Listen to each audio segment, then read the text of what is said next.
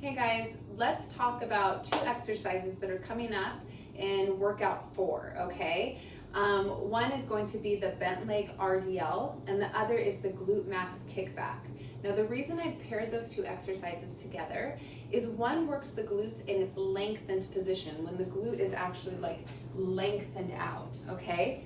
The other works the glute in its most contracted position, okay? When the glute is really short. That's really an effective way to work muscles. It's great to work them in both their most contracted and lengthened positions.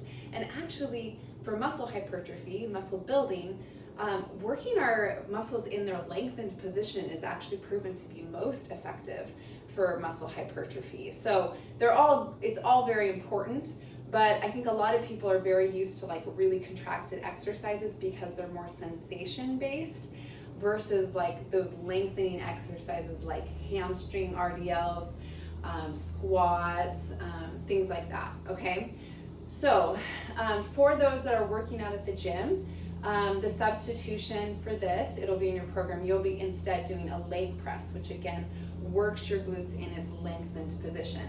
But for those of you that work out at home, which is most of us, let's talk about the bent leg RDL. So you have done the hamstring RDL before, and the main difference between the two is how much bend we're getting in our leg, okay? So when we're working glutes, we want actually a lot of hip flexion or hip bend, okay? So I'll do this without weight first. So when we're doing the bent leg RDL, instead of keeping our legs straight, we're actually going to initiate by pushing the butt back and getting a lot of hip flexion. Meaning, like, I want you to think about like trying to bring your belly towards your quads. We don't have to completely fold over, but that's going to be the movement. And then at the bottom of that movement, we're going to be almost parallel with the floor, the backs of our legs, and then come up and immediately back down again. Because it is hardest here at the bottom when our glutes are lengthened. So this is what it would look like with weights. Your foot stance is going to be a little more narrow, feet facing forward, okay? I'm initiating by pushing my hips back, keeping my neck and spine neutral the whole time, and then coming back up. So once I can't push my hips back anymore and my legs are parallel with the ground, I come right back up, okay? Here it is again.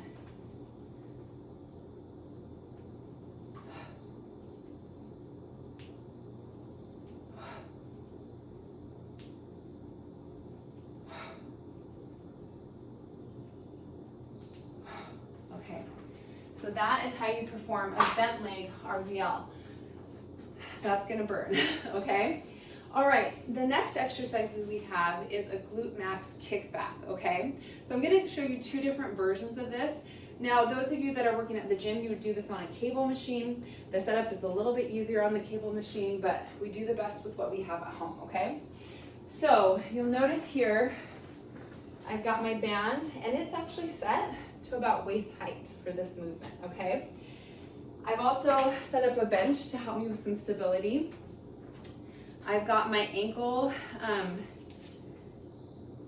wraps, whatever they're called, my ankle attachment. Okay, and the ones I have here actually have a little strap that goes under my feet, and that actually just keeps the ankle band in place. It also has various places to be able to clip the cable, which is really nice, okay? So I'm going to, for this exercise, clip the cable right in the very front, okay? So where we were creating a lot of hip flexion to get that lengthened glute in the previous exercises, we actually in this exercise want to create a lot of hip extension to really contract the glute, okay? So I'm gonna clip my cable or my band to the very front here.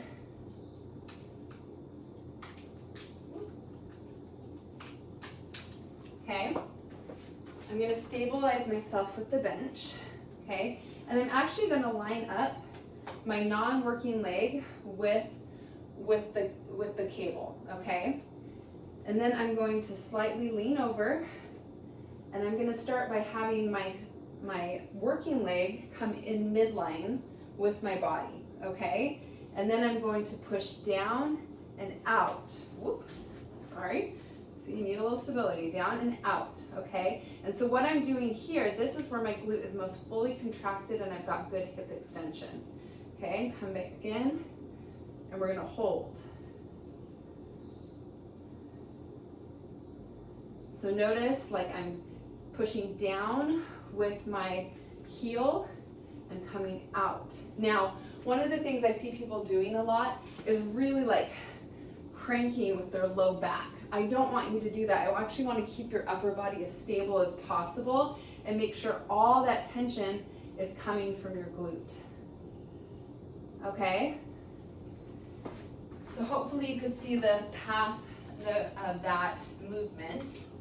Now for those that this setup feels too unstable and want a different option, you can get a long loop band. Sorry, you guys are gonna get a lot of booty in this demo today. Get a long loop band, loop it around your hands, loop the other run around the bottom of your foot, and you can kneel to do this, okay? So again, I'm bringing my foot into the midline, or my knee into the midline, and pushing out, and then holding at the top, creating that hip extension. So this is going to be a little more stable.